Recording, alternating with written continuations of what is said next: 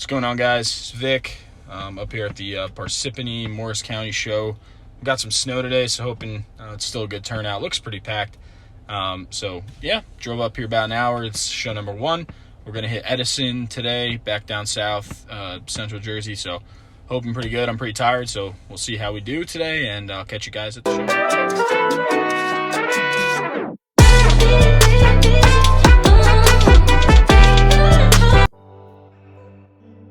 What's going on? Just going to guys take you through kind of what we saw at the show. Here we're just kind of walking around with my buddy, and we're just kind of going down the middle aisle here, and my buddy seems to find a card that catches his attention, a pretty big card. It is a BGS 9510 of Bobby Witt Jr., the green auto, and he's telling a story about how he pulled that out of a blaster back in 2020 and ended up selling it. And we got into a conversation with the guy about how that card now has gone up in value due to the contract extension and everything, but showing you around the show, walking through. We're going to come around pretty much a bunch of tables as we get going. I took a video. I tried to sneak it in there. I'm pretty sure me and Jets legend Joe Klecko made eye contact as I was recording him from distance. You'll see that at some point in this reel here, just kind of taking you through it. The one thing I will say about this show is it is probably the best show in the New Jersey area for sure. The amount of people that came in towards the end, it was really hard for me to record, to be honest. So that's why you're not seeing as many clips. But the sheer amount of people that got in there, probably the show has like a VIP time at 9 o'clock.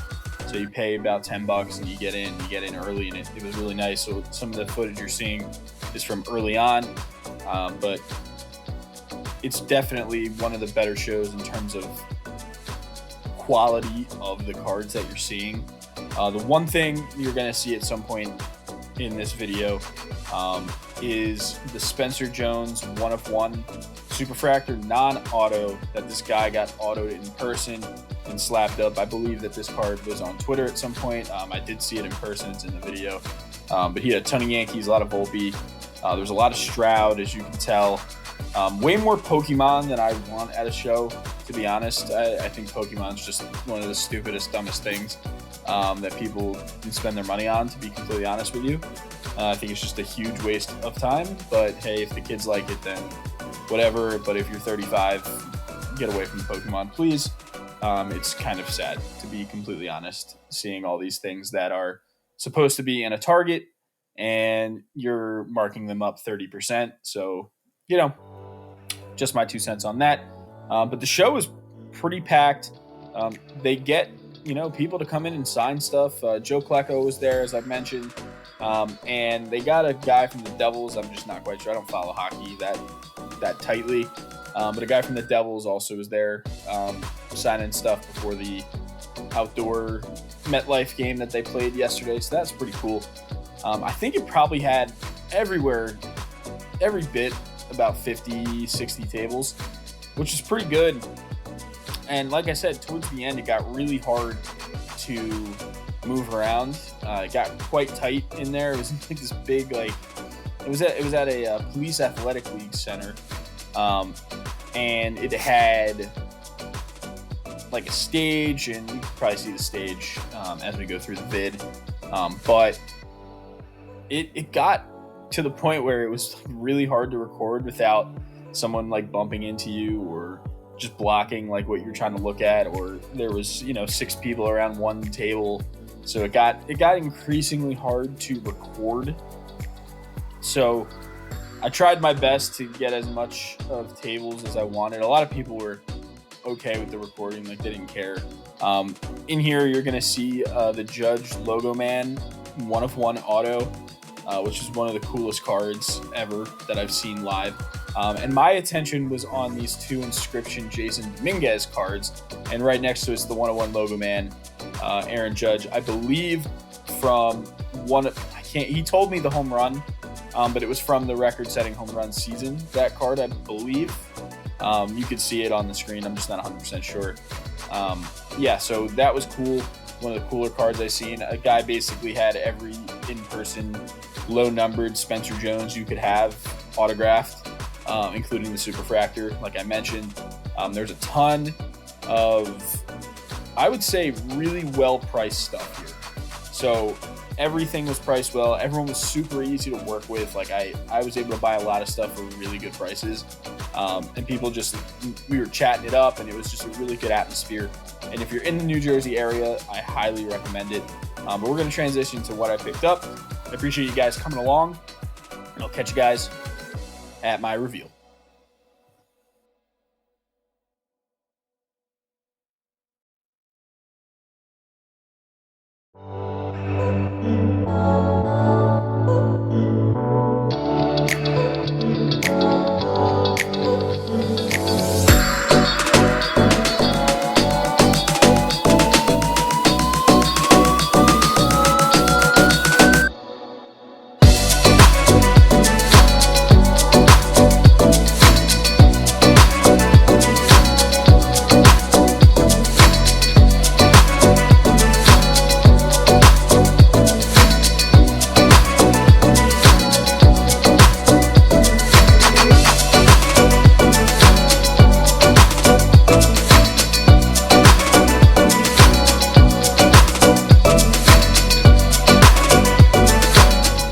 Wrapped up the show, did some damage. We'll have that up in a second, but heading out of the parking lot now, and I'll catch you guys on the next showing when I show the card out. We only did one show today, so nice and easy, and I'll catch you guys with my haul. All right, I'm back from the show. Let's just get through some stuff real quick, what I picked up. So this was probably the cheapest stuff I bought. AJ Swan yellow at a 75, and then this Malik Neighbors X-Fractor, got them both for $1.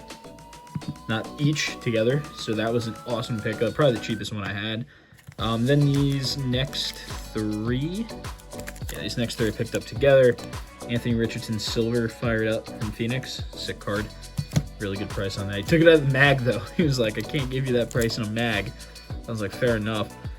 But then I saw some other Colt stuff, so got this Josh Downs out of 99 blue color match from Mosaic, and then I got his Disco or No Huddle Prism. Looks pretty well centered, so these are probably going to go to PSA. Grade those. I can't stop myself from buying some cool Sauce Gardner PC cards. I forget the name of this parallel, but it kind of looks like the Pokemon thing, but it's well centered, so this is definitely going to be in the PSA pile for sure. This is a PC card. It is a little beat up on the corners, but that's okay. Jaylen Brown Press Proof. I'm going to call it Press Proof Purple, is what it looks like to me. At a 199, cool deal. Got that for like $5. Let's move over here. This was one of the first deals that I made of the day. I got this game used relic of Curtis Martin from the Jets, which I thought was a really cool card. One color, but still game used Curtis Martin. I don't really see a ton of those come out, but they don't make them anymore, so I thought that was cool. And then I got this Keyshawn Johnson auto from what the hell is that? It is Illusions. It's out of 10 Keyshawn auto. Obviously not his best days in a Jet uniform, but out of 10, I thought that was pretty cool. This was probably the best table at the show for me, at least baseball-wise. So first up, I got this Vladdy on card from Tier 1. I think total I paid $100 for this lot, which is pretty sick. So I got the Vladdy. I believe it is numbered at a 125, so that was a cool card. Then I picked up this Peraza image variation from regular Topps Chrome. I thought that was real cool too. It's a little OC, but good PC card to have. This is one of my favorite pickups. Not a Met fan, but this game used Bat Relic auto out of 10 for Parada. It sucks it's a sticker, but the Bat Relic is sick. That's out of 10. Then I picked up this Ozzy Albies All-Star Game auto from Update. I just thought that was cool, little throw-in that I can get there. The auto is awful, I'm not gonna lie, super streaky, but the card's clean, and I think Ozzy Albies is a solid player, just like a cool throw-in pickup. And then shout out my boy Austin Farmer. I saw this card first, and I had texted him pretty much as soon as I picked it up. Is this button relic of Colton Cowser. Again, not from any specific game or event, so this button could literally be from any jersey, who knows. But it is an on-card auto out of 8, so kind of cool. Immaculate.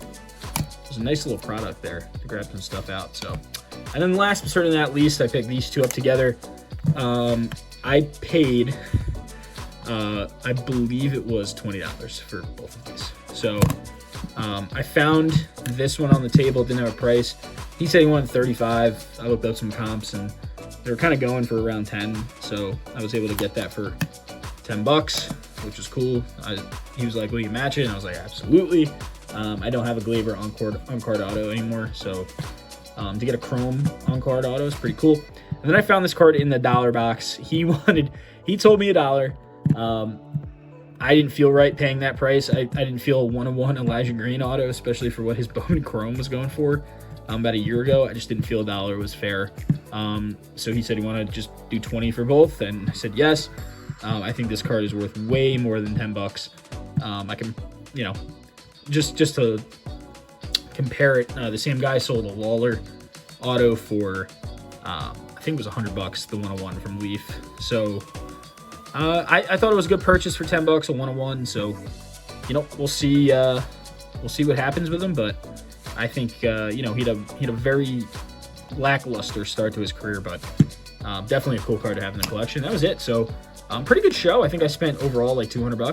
Not 200. That's a lie. $250, probably $300. All in. I didn't sell any cards today. I came empty backpack and just cash. I had to shovel my way out of my driveway this morning, but we decided to only hit one show up today. It was good. I appreciate you guys stopping by, and we'll catch you on the next one. Peace.